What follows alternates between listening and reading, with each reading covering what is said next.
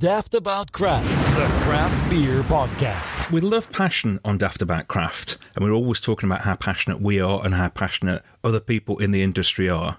And I reckon we've got somebody on now who has demonstrated more than most people just how passionate he is, because here we've got Anthony Barrett from Twisted Wheel, who of course went out of business a little while ago, but they're back with Anthony at the helm. How you doing, Ant?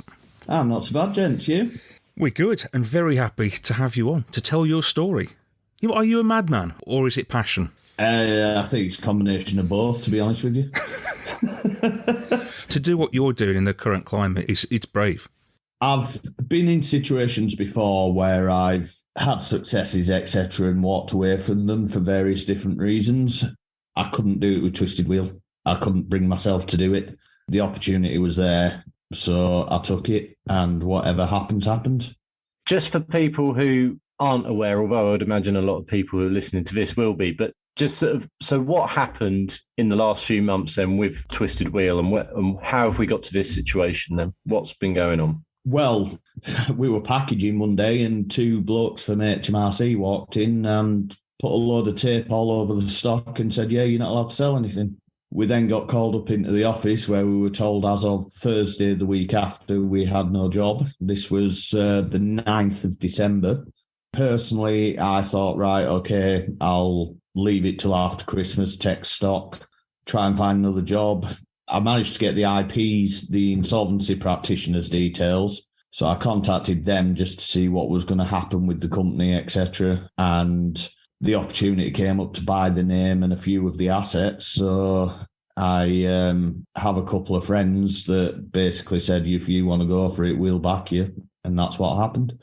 Literally, you were just another day at work, packing beers, away we go. And then everything changed. It was a bolt from the blue. You weren't expecting anything. I had my suspicions. I did have my suspicions, but to be honest, we were very busy in December, and I thought it was going to be coming into January, February, and that's what I was expecting. I wasn't expecting December because we were doing really well. I thought January is going to hit when it is traditionally the worst month of the year, and that's where we're not going to be able to continue, and that's where we'll get told, by the way, you haven't got a job. Right, okay. The first iteration, obviously, of Twisted Wheel, how long had that been going? They started it in November 2019. Mm-hmm. They bought a kit that was Windmill Brewery, it was called, and they inherited the brewer from the brewery previously. They started brewing very traditional cask beer, weren't very happy with the product, so they put an advert out for a brewer. I rang them and it went from there, and I actually I got offered the job the week before lockdown. Right. You've not had a lot of luck, have you? It's got to be said. No, I actually started the week after lockdown. Because I just said, right, let's do this. Let's get into small pack, try and make a name for ourselves. And then when the pubs reopen, hopefully people will walk in and say, oh, I had this beer during lockdown. You need to get it. So just to clarify a point, when HMRC came knocking, were they owed money? Just a bit. It's all in black and white on Company's House if anyone wants to look. Gotcha. So it's you and just you alone now. How is your relationship with the other guys who were there, whose company it was? The management, there is no longer a relationship. Right. So as for other people who work there, would you look to be getting them back on board with you, people who you trust? I would love to. I don't want to put them in a position where they're going to end up the same. I've taken it on myself. It's a risk I am willing to take. But given the current climate, I can't honestly say hand on heart that in 6 months, I can guarantee they will still have a job and I've got enough money to pay them. And I wouldn't put anyone in that position. I wouldn't want to. They've already been through enough. Tom, the second brewer who I had, he was fantastic. He's completely given up on the brewing. He's moved back to his parents. He's looking for an alternate career because he's just given it. He's only young. I think he's 22, 23. And he's a very talented brewer. He was at Three Hills before he came to us. He knew what he was doing, and he's just given up on it. Matt, who was our apprentice brewer, he's struggling to find work because there's nothing about. And Darren, the Dre man, he has gone to work in a care home. That's hard, isn't it, when you hear that? How talented people have been lost from the industry.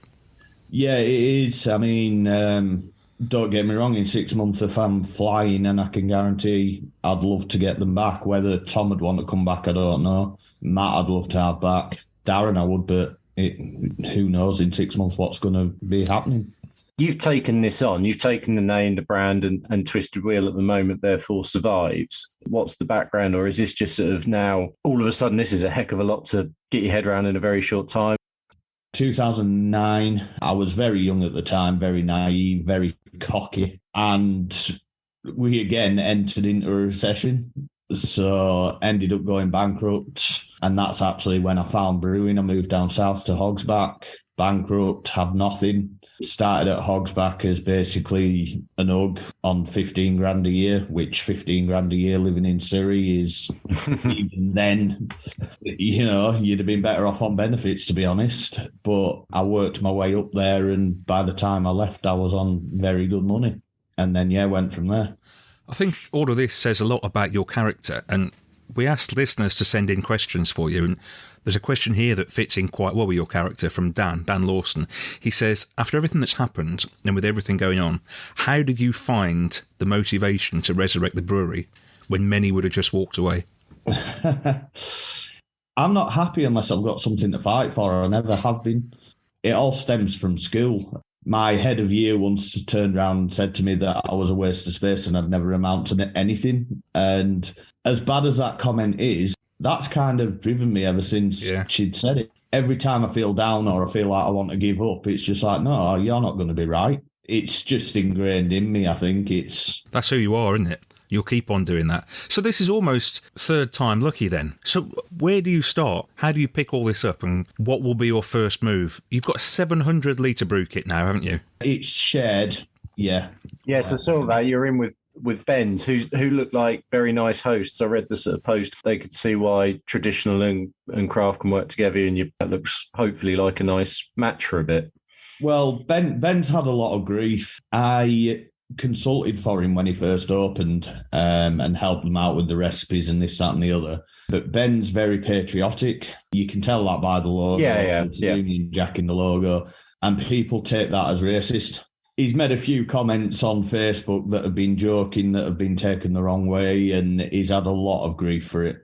A lot of grief. So when I put the statement out that I was keeping the brewery going and sharing a space in Chorley, we were constantly getting messages, where you brewing, we want to know. So Ben, decided to put that post out and just said, he's brewing here, we're sharing expenses, the two separate companies, but we're working together type thing. So we bought some FVs from the liquidators. The last 5 brews I've actually done with Ben's kit and sent that beer out. And I have to say, trying it myself, I'd think it's better than what it was back at Warren. It's only been cast so far because Ben's kit, he does have a uni tank that we can keg from, but it was more to get some stock out there. So there is actually 2 beers in FV at the moment that is going to be kegged, and then hopefully the back end of next week we're going to start bottling. You've actually answered another question there with what you were saying, because Phil D said, are you still at the same site in Warrington? So no is the answer to that. And he also says, can you tell us when you're going to be selling again? When can people get hold of your beers? I'm guessing by that I mean small pack. I think so, yeah. Yeah. Like I say, we're going to start bottling. I could have got a canning machine. I could have rented one. But given the climate, I don't want to put myself in any debt. So Ben has a pre-evacuation bottle filler that he found at an auction. So that's getting serviced and commissioned next week. So for the time being, I will start bottling. So I found some really nice 330ml bottles that I can fill on site, because I don't want to send it out to be canned. I've had issues with that before, although there is some good companies. You're entrusting your product to somebody else. Yeah. So I think bottling on site, I'll start it and just see how it goes, see if people take it. It'll obviously be the exact same beer it was before. It'll just be in a bottle instead of a can. Have you got all the IP for the recipes and everything? We bought the rights, but they were never handed over. Luckily enough, because I was head brewer, I had a copy of them all anyway, because I actually have a spreadsheet that I developed the recipes on, and then they all got transferred onto the brewery software we had at the brewery. So because I actually developed the recipes in the spreadsheets, I've still got all those spreadsheets. So that bit wasn't a big issue. Got another question for you. Andrew Humphrey says, if you could pick any non-Twisted Wheel beer and say, I want to make that, which beer would it be? Oh, God. That's putting you on the spot, isn't it?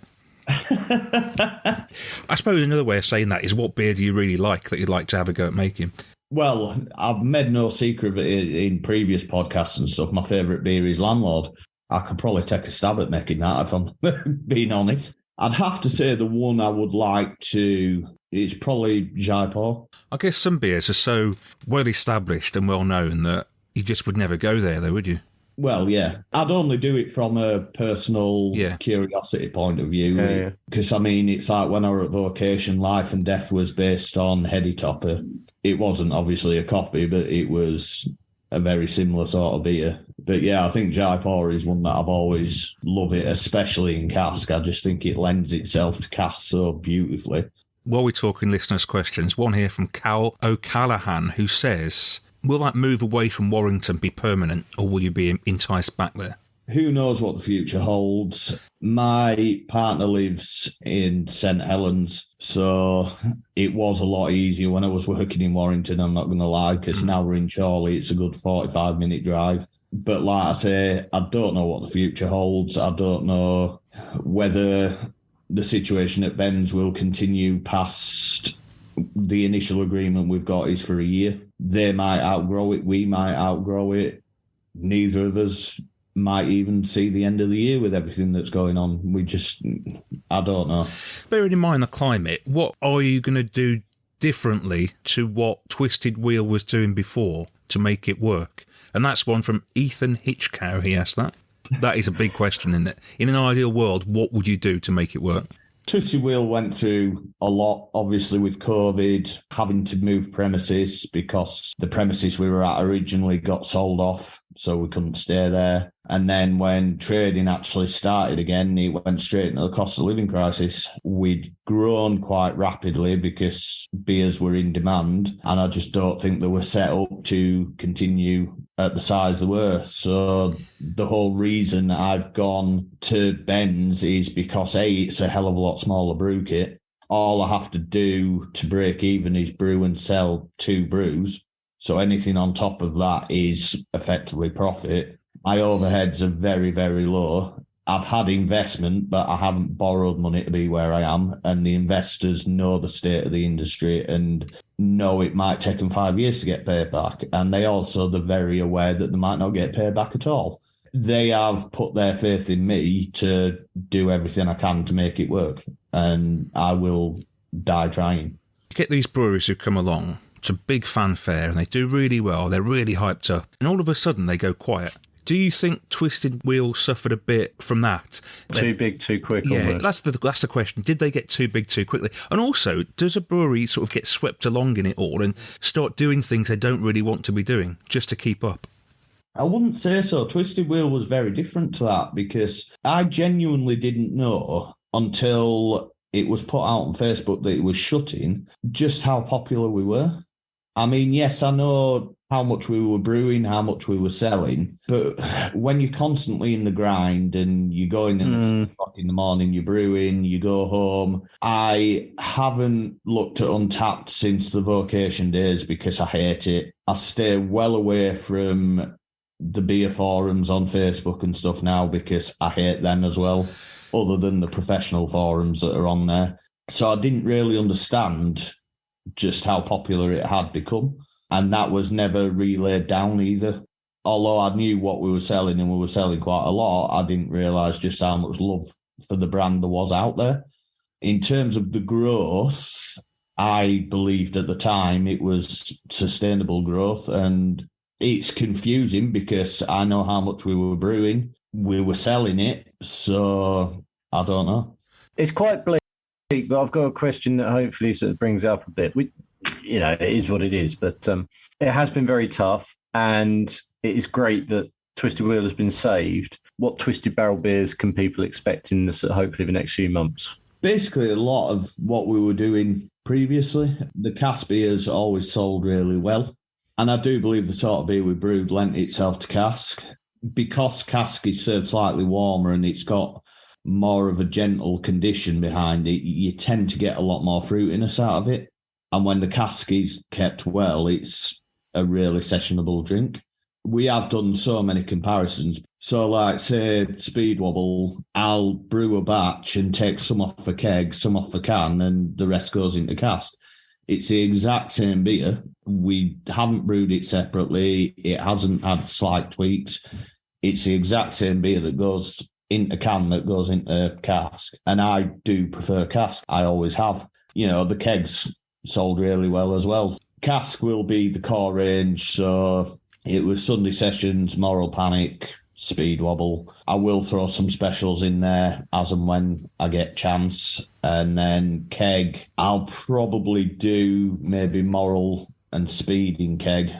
And then keg releases will be a bit more special. So higher strength, Neepers, Deepers, Stouts. I want to do sours again, but I don't know if that's going to be financially viable because the fruit we used, the minimum orders, I don't know if I'm going to be able to do it because of the size of kit. But I'm trying to work out a way where I can either share with another brewery getting an order in so that we can have half each, or whether it'll last long enough to do me 2 brews. There must be a lot of stuff you've got to get your head round very quickly that you never. Do you ever sleep, or is your mind just running for 24 hours? Obviously, there was getting laid off, not having a job, the panic that entails with that. Stupid things like I had a company car. I ain't got a car now. I'm going to have to sort that out. So I kind of got over that, put it on pause for Christmas. And then between Christmas and New Year was when we signed with the insolvency practitioners and paid the money for the IP and what have you. Mm-hmm. Then New Year came and everything was just taking so long to actually go through. The previous management were basically told we'd paid on the Friday before New Year. It took them 2.5 weeks to actually send all the various things over we needed. So it's like 1 week I got Facebook and Instagram, and then it took another 1.5 weeks before I got the website and the emails and stuff. And that's why it was all people finding out it was an accident, because the guy who does the branding, Gavin Appleby, I've known Gavin for years, and I basically rang him and said, right, I want a new logo for when we relaunch, because they'd just rebranded and I hated it. I thought it was horrible. So I went to Gavin and I'm like, what other ideas did you have? Can I see them? And he sent me the ideas, and there was one that stood out to me, and that's the one I chose. So anyway, when I got Facebook, I went to test the logo to see how it'd look in the little port thing on Facebook, and it updated it.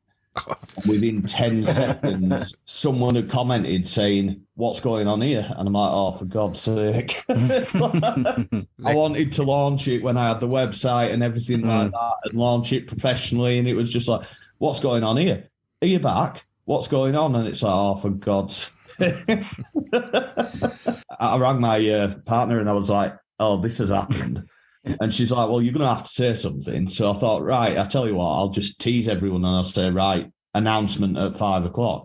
As soon as I put that, my phone lit up and it was like, people, is this anything to do with you? Is this anything to do with you? And then there were all sorts of people, because there's so many conspiracy theories. It's like the previous management opened a company on Company's House called Moral Panic Limited.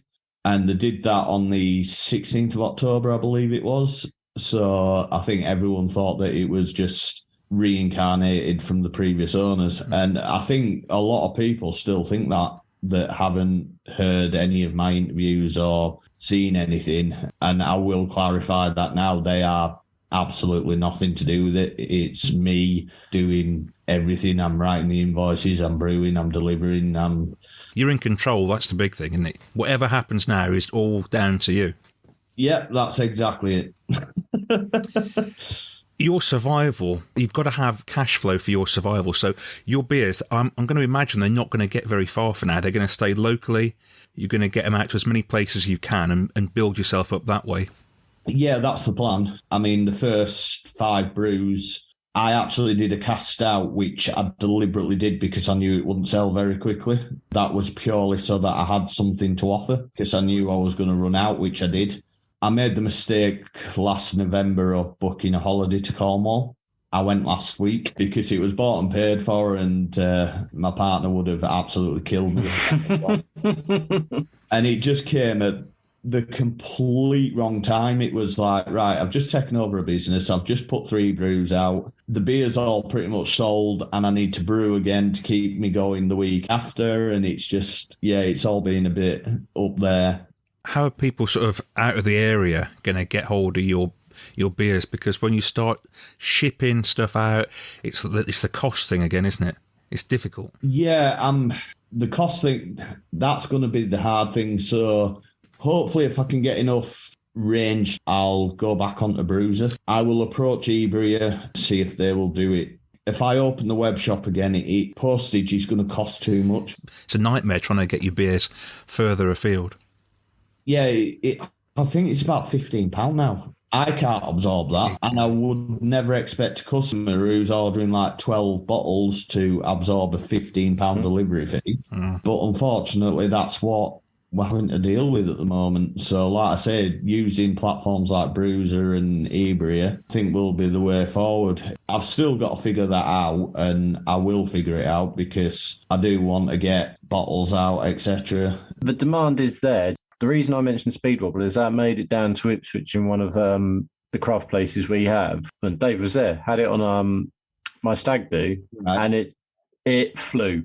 Like, we pretty much did a good job of drinking that place out of Speed Wobble. They ran out of it that night, I remember, yeah. So the demand is there all over the country, so hopefully you can get it out. When I was at Vocation, we went down to Ipswich and we were stopping at a Premier Inn, and there was Jack Walker with me, who's now at Arsvex. And we'd gone down together, and like I say, we'd booked into this Premier Inn, and we rang a taxi, and we said to the guy, it's like, is there a decent craft beer place? And it was like a Tuesday night or something. The taxi driver was like, yeah, there's one.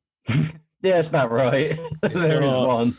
It were a few years ago now, but yeah. No, it's still one. Yeah, he dropped us off and showed us where to go. And we walked in, and obviously I had my Vocation hoodie on, and Jack had his Atom. He was at Atom then, had his Atom hoodie on. And we walked in, and the guy behind the bar, I can't even remember his name. It was like 2 celebrities had walked in. Oh, God, we were hammered that night. I had the best Scotch egg I've ever had in my life. That was amazing. And he went down to the cellar and brought up an Adnams, I can't even say it right, Adnams Cherry Stout in bottles that were like 10 years old or something. And he's like, oh, special occasion, we've got to open this. It's like, no. I'm not being funny. I'm not going to appreciate it now. It's like, but he cracked it open and we had it. And yeah, it was a really good night. It wasn't a very good brew day the day after. Very hungover. So it's weird how the best beers often get open at the end of the night, isn't it? Beers you were saving for something special. So anyway, you must be hugely excited about the challenge lying ahead. A lot of it's the freedom, down to like the beer names, my names, I can call them what I like. And yeah, it's more the freedom and I can express myself as me in what I produce, which I'm looking forward to. It's like the brewery before was based on Northern Soul, and it's like I had no interest in that, and I was trying my best, and trying to get it a bit more pop culture. So it's like when we brought Boulevard of Broken Dreams out, Bridge Over Troubled Water, Him for the Weekend. Mm-hmm. And that's how I will be going forward. It will be more pop culture. Just anything that touches me as a person that I think, that could be a B&M. That will be a B&M. You've just touched on another listener question there. He says, what was Twisted Wheel actually named after? Was it the Paul Weller song, the Manchester band, or the Manchester club, or something else? And that was from Melty Trip on Instagram. It was a combination of things. It was the previous owner was not obsessed with Northern Soul, but had a keen interest in it. And obviously, Twisted Wheel, the nightclub, was the founder effectively of Northern Soul. But the other thing was where the brewery was actually located was on a farm, and the road down to it was horrific. It was full of potholes, and it was just very apt for where the brewery was at the time. So it was a combination of both of them, really. Just made me think, actually, talking about the name. Were you at any point tempted to say, I've had enough of Twisted Wheel, I don't want to have anything to do with them? To be honest, that's what we were going to do. So we were going to do basically the exact same thing. We were still going to buy the FVs and the cooler and stuff out of the liquidators set up. Well, the company I set up in Company's House was the original name for what it was going to be. And there is obviously pros and cons to doing that. And given the current climate, I think it was for the last 2.5 years, no matter what has gone on, I worked really hard. I suppose it's tough because for as much as, like you say, what you're going to do with the beer names, they're going to be you. Launching a whole new brand right now, that's potentially great, but also potentially tricky. Not everyone listens to podcasts. Not everyone keeps their finger on the pulse of craft beer as much as we'd love them to. People might see a Twisted Wheel beer and be like, I like Twisted Wheel. Like, I'm going to have that beer, not knowing what's gone on behind the scenes. You have that sort of market you can still tap into. So it sort of makes sense to keep the brand in a way. Yeah, it does. I mean, a lot of people don't even know it shut down. I had an email today from a pub in Manchester that went to the previous owner's email address, because obviously they're all forwarded to me now. It said, "Hi, Mark, just wondering what you've got coming out in February." And it's like, okay. I think it proves what a tiny industry this is, but we all see it as being much bigger because we're in a bit of a bubble. We usually ask people where they want to be in 5 years' time. Where do you want to be in 5 years' time with Twisted Wheel? Oh, I thought you meant generally. I was going to stay on the beach in Spain. Well, or generally is fine. I'll because Twisted Wheel has been such a success that you've been able to sell it on, and now you're on a beach in Spain. You know, do you have these massive plans and ambitions, or do you just want a nice, quiet life with a little brewery, make enough money, tick along nicely? Like I said earlier, you never know what the future holds. Vocation was testament to that. You know, there was a plan for that. It changed. Currently, I want to make enough money to live. Yeah. And I want to carry on doing what I love. That is, at the moment, my only motivation, to carry on doing what I love, make enough money so that I can actually pay my bills. Everything after that is a bonus. The support we've had from everybody has been so incredible. It's been so humbling hearing. It's like you ring a landlord and, "Oh, we're really, really pleased you're back. It's such good news." And it's like, Jesus Christ, I didn't realise that it had touched that many people. Restarting it was obviously a selfish thing on my behalf because, yes, I wanted to carry on doing what I love. But at the same time, part of me feels a bit of almost like I owe everyone that supported us to carry it on. That's how I feel. Wow. If anybody deserves success with a brewery, I think we've found that person. Well, thank you. I appreciate that. I do. It's not going to be easy. No, well, look, we wish you so much success and thanks so much for coming on and also talking so openly about it as well. I imagine that, you don't really want to be reminded of what went wrong. You just want to look to the future now. You've got to look at what went wrong to make sure it doesn't happen again. I've thought that my whole life. You look at when I went bankrupt with the two businesses before, I knew exactly how I was. I look back on myself and think, yeah, you were far too arrogant, you were far too cocky, you did this wrong, you did that wrong, so I won't make that mistake again. I'm not saying I won't make mistakes again, because I will, but I won't make the same mistakes that I did. I'll make fresh ones and learn from that and probably still be trying to do it when I'm 70. But that's brilliant. Get in touch with us on Twitter and Instagram at Daftaboutcraft1